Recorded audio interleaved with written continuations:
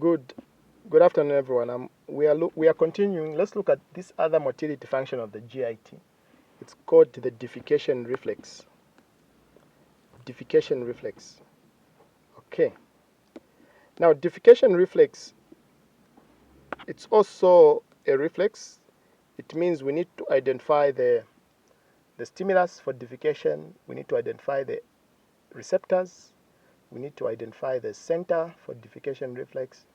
We need to identify the afferent fibers to the centers, and then from the center we need to identify the efferent fibers from the centers to the effectors, which are the muscles. So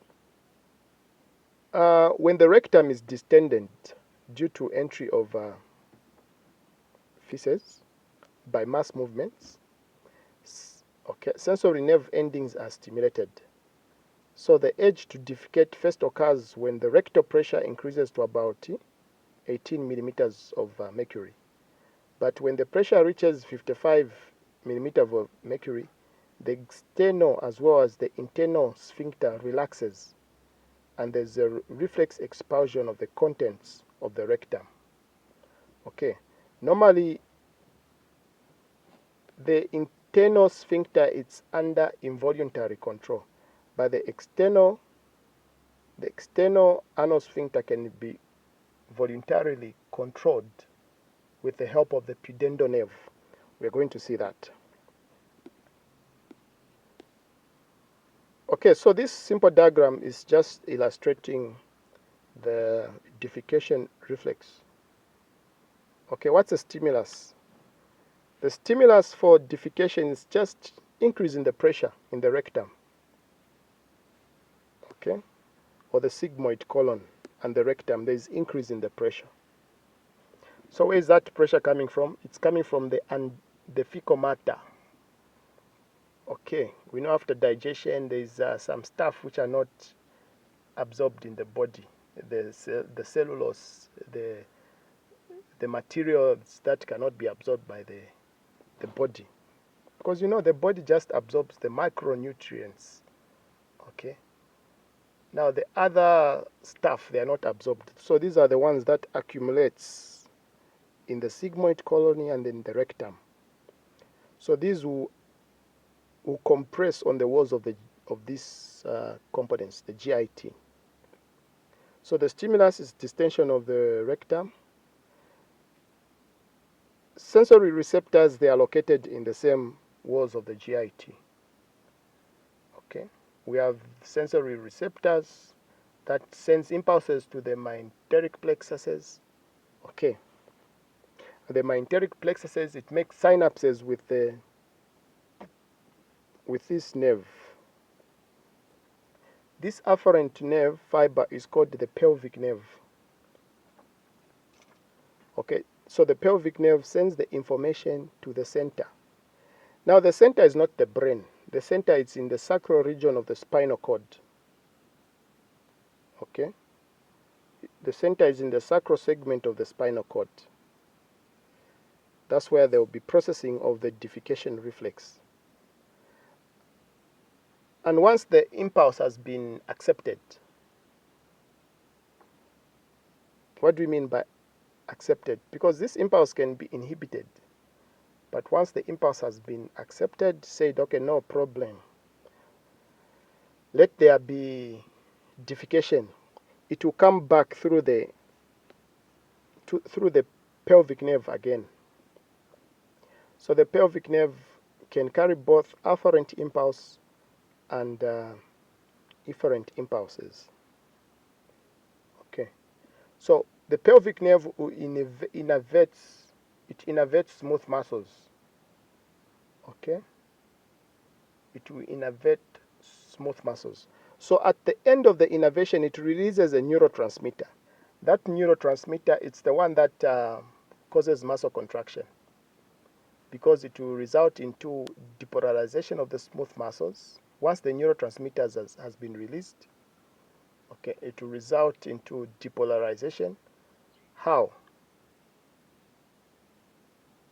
There'll be entry of there'll be influx of calcium. We know calcium is needed for muscle contraction. So calcium will combine with calcium camodulin. Will combine with camodulin, it's a protein. And then they form a calcium camodulin. So here we connect with what really happens in muscle contraction. So the efferent nerve fiber releases a neurotransmitter. Now, if it is not convenient for somebody to defecate, if it's not convenient, for example, you're in a bus, okay, you're going to somewhere. If it's not convenient for you to defecate, there's this voluntary inhibition, okay? There's voluntary inhibition. So this one, it overrides the involuntary innervations.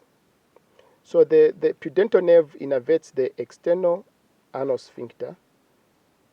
Okay, so this is under the control of the higher centers. It comes all the way from the brain, under the control of the higher centers. So what are we saying? Impulses from the nerve endings are transmitted via the afferent fibers of the pelvic nerve to the defecation centers, situated where? In the sacral segments of the spinal cord. The center in turn sends motor impulses to the descending colon. It sends impulses to the sigmoid colon and the rectum via the efferent nerve fibers of the pelvic nerve again. Okay. So the motor impulses cause strong contraction of the descending colon. It causes strong contraction of the sigmoid colon, the rectum, and then there's also relaxation of the internal sphincters. Simultaneously, voluntary relaxation of the external sphincters occurs. This voluntary relaxation of the external sphincter is due to the pudendal nerve, okay, by impulses arising from the cerebral cortex, which is the brain. Okay, so in terms of the external sphincter is striated muscle, more of skeletal muscle, but the internal sphincters, they are more of smooth muscles. So what we are trying to say is that the pudendal nerve innervates the external sphincter muscles. So when it's not convenient, these muscles, they'll constrict. Okay. So we can summarize the defecation reflex in such a diagram. We have one there, sensory nerve fibers via the pelvic nerve. Okay, it goes all the way to the center, which is the sacral segment of the spinal cord. And then the information comes back. Okay, the pelvic nerve innervates the sigmoid colon, it innervates the rectum. But we also have the pudendal nerve that can override the involuntary control. Okay, it innervates the anal sphincter, which is a skeletal muscle. It is important to know this normal defecation reflex because there are conditions where there is damage to the pelvic nerve. Okay, this will affect the defecation. Maybe somebody was involved in an accident. So there's also damage to the sacral segment of the spinal cord. This will affect defecation. Other individuals may lose the voluntary control of defecation. It means the damage occurs above the sacral region of the spinal cord. Okay. Other individuals may have problems with their skeletal muscles. Okay, because remember, this is a pudendal nerve. It makes a synapse with a skeletal muscle, so it makes a neuromuscular junction. So there can be inhibition there, whereby the neuromuscular junction, because remember, at the neuromuscular junction, there should be a neurotransmitter that should be released. Okay, so there could be defect in release of that neurotransmitter. For example, in myasthenia gravis, also in conditions such as Lambert-Eaton syndrome. Okay, so every component in the reflex can have a disorder. Okay, we are going to connect this later on when we look at the pathologies that can affect defecation. Okay, so this is where I end. This is how defecation takes place. So remember, when you're describing any reflex, talk of the stimulus, talk of the receptors, talk of the afferent fibers, talk about the centers, talk about the efferent fibers, and then the physiological response. Thank you.